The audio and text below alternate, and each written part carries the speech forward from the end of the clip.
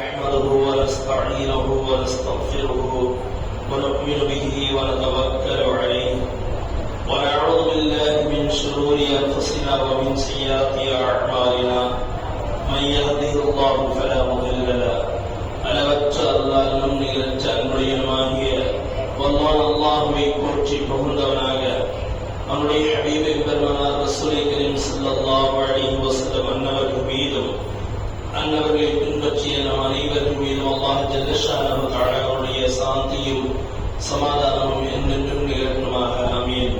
அருமையானவர்களே, என் அன்பிற்கும் பாசத்திற்குரியவர்களே, அல்லாஹ்வின் நல்லடியார்களே, சூரத்துல் அஅராஃப், இந்த சூராவில் அல்லாஹ் ஜல்ல ஷானஹு தஆலா ஹலாலான உணவு, உடை, ஆடை இது சம்பந்தமாக நிறைய அல்லாஹ் பேசிக் கொண்டு வருகின்றார். இங்கே ஒரு ஆயத்து, யா பனி ஆதம ஹுது ஸீனத்தக்கும் عند كل مسجد وكلوا واشربوا ولا تسرفوا انه لا يحب المسرفين.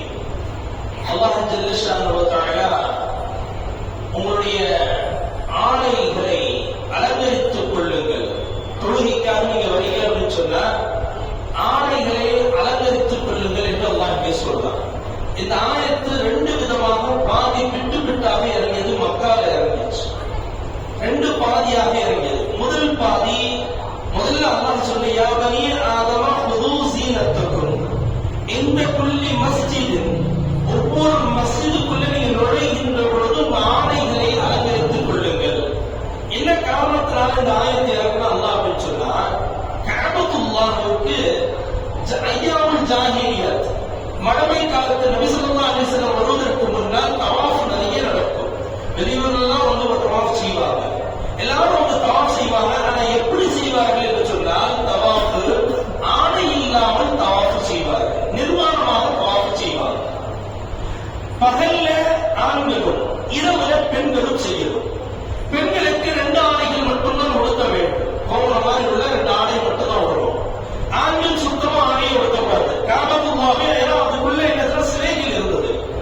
அவர்கள் காரணம் சொல்லும் போது இப்படி சொல்லுவாங்க, நாங்கள் பாவம் செய்கின்ற பொழுது இந்த ஆடைகள் உடுத்திதான பாவம் செஞ்சோம், அதனால நாங்கள் ஆடை இல்லாமல் இதில் பிறந்த வெளியாக நாங்கள் என்ன செய்வோம், தவாஃப் செய்யும் சொல்லிட்டு இரவிலையும் பகல்ல ஆண்களும் இரவில பெண்களும் தவாஃப் செய்திருந்தாங்க.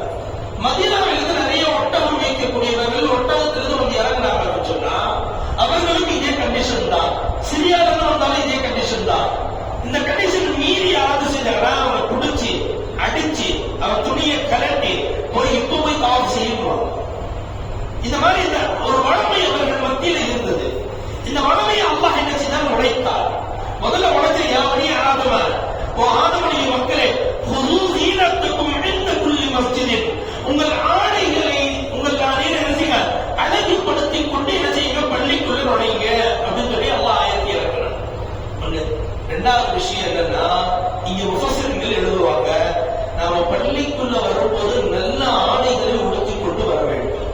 மஸ்ஜிதுக்குள்ள நுழையணும் அப்படின்னு சொன்னா, தொழுகைக்காக வரணும் அப்படின்னு சொன்னா, நிற்பது ரப்புக்கு முன்னால் அவன் கொடுத்த ஆடையிலேயே உயர்ந்த ஆடைகளை உடுத்திக் கொண்டு தொழுகைக்கு வாருங்கள் என்பதாக முஃபஸ்ஸிர்கள் எழுதுறாங்க.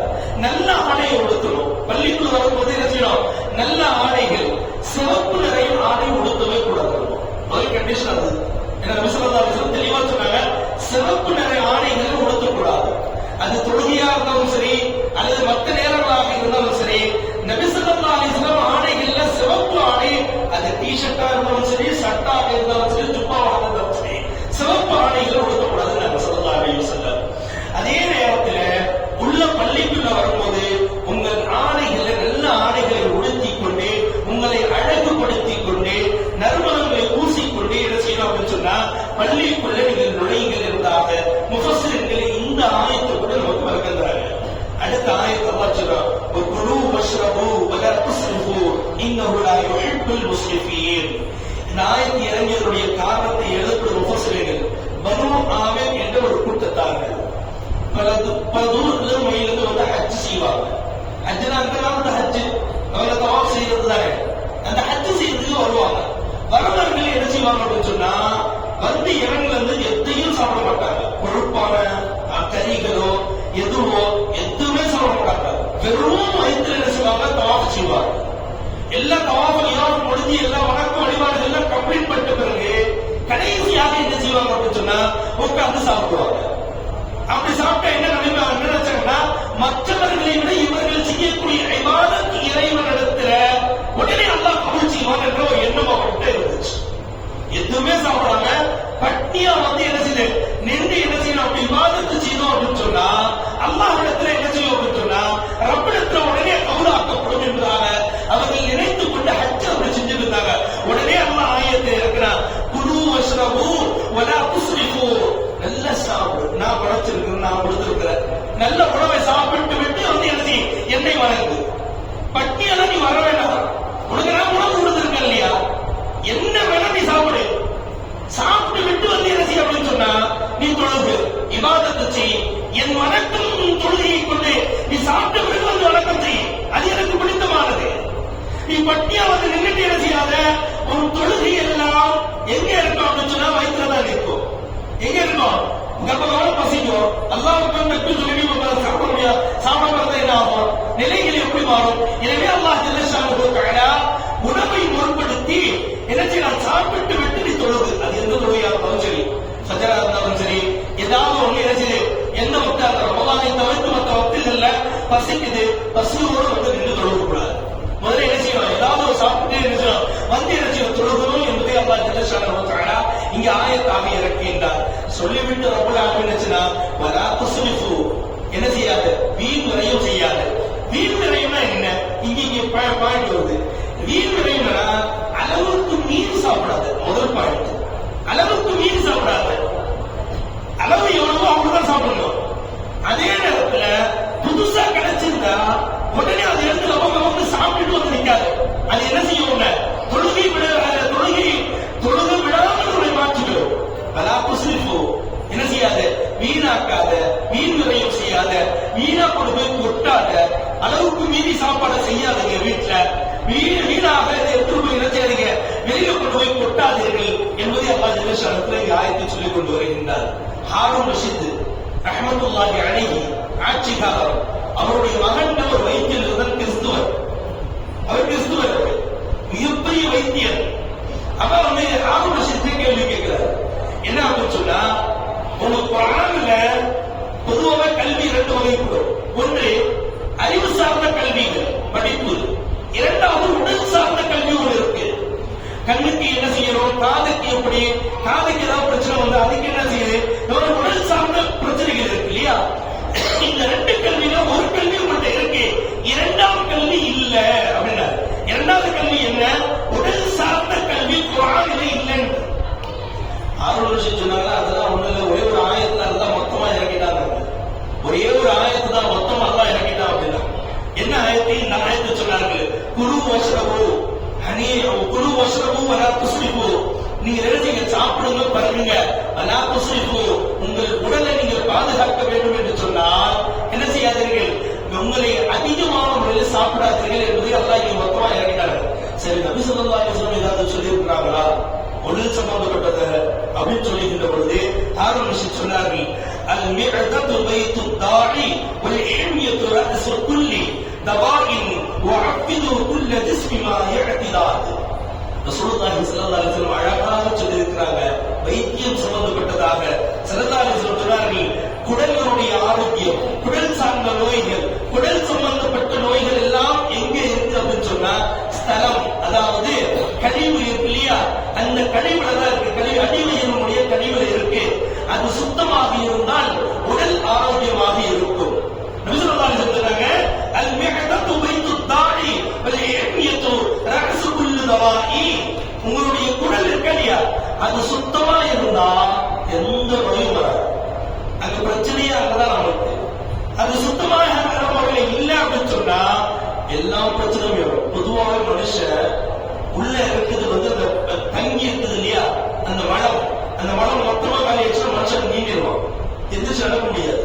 2 தடவை பேதி ஆகட்டும், நல்லா தொடர்ந்து போட்டோம், ஒரு 20 தடவை போச்சா என்ன ஆகும், அந்த மலம் இல்லைன்னா ஒண்ணுமே கிடையாது. அது இப்படி சொல்லுவார் தமிழ்ல, மலத்தில் வாழக்கூடிய மனிதன் உனக்கு எதிர்க்கிறா பெருமைவார். மலத்துல பிறந்த மலமே அதுதான், உள்ள இருக்கக்கூடிய மனம் இருக்கா இல்லையா? அது மொத்தமா போச்சுன்னா ஒண்ணுமே கிடையாது. அந்த மனத்தில் தான் மனுஷன் ஆளக்கூடியவரே. அந்த மனம் சரியாக இருக்க வேண்டும். இல்லை என்று சொன்னால் உன் குடல் என்ன செய்யும்? வீணான முறையில் கெட்டு போயிடும். அது சரியில்லைன்னா என்ன செய்யும்? உன் குடல் கெட்டு போயிடும். குடல் கெட்டு விட்டால் உடல் ஆரோக்கியம் மொத்தமா போயிடும். சொல்லிவிட்டு சொன்னார்கள்,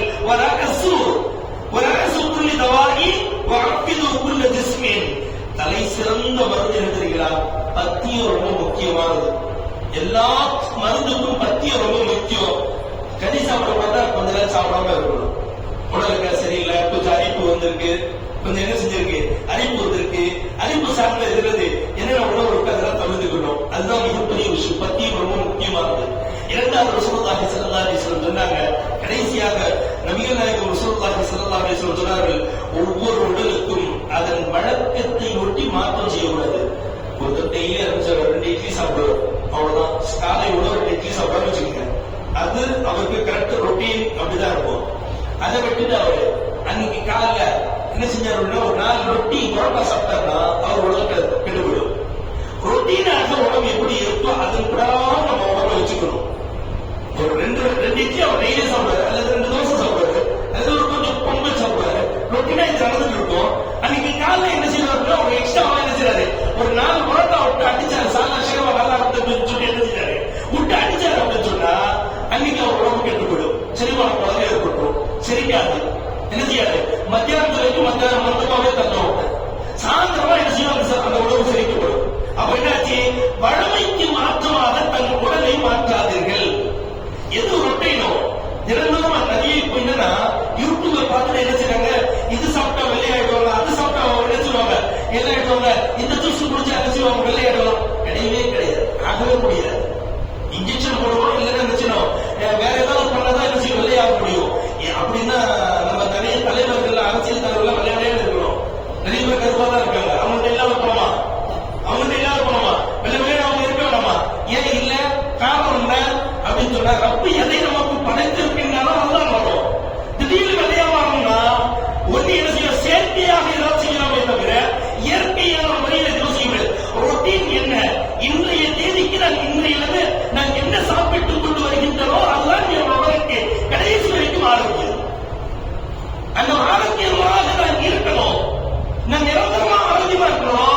நான் வளமை எதுவோ அதன் பிரகாரம் நான் நடந்தேன் அப்படின்னு சொன்னா என் உடலும் ஆயுளும் சிறந்ததாக முடியும் என்பதாக இந்த குர்ஆன் ஆயத்தை கொண்டு ஹாரூன் ரஷீது இந்த ஹதீஸை கொண்டு எனக்கு விளக்கம் தருகின்றார். அல்லாஹ் ஜல்ல ஷானஹு தஆலா நம் உடலை ஆரோக்கியமாக வைப்பாராக. அல்லாஹ் வீணாக்காமல் நம்மை பாதுகாப்பாராக. ஸல்லல்லாஹு அலைஹி வஸல்லம் அடிக்கடி சொல்கிறார்கள், என்ன அப்படின்னு சொன்னா, வீண் முறையில் செய்யக்கூடியவன் ஷைத்தானுடைய தோழனாக இருப்பான். ஷைத்தானுடைய தோழனாக இருப்பான். அந்த மாதிரி லிஸ்ட் போகாம அல்லாஹ் நம்மை பாதுகாப்பானாக. வாஹிதாவான அல்ஹம்துலில்லாஹி ரப்பில் ஆலமீன்.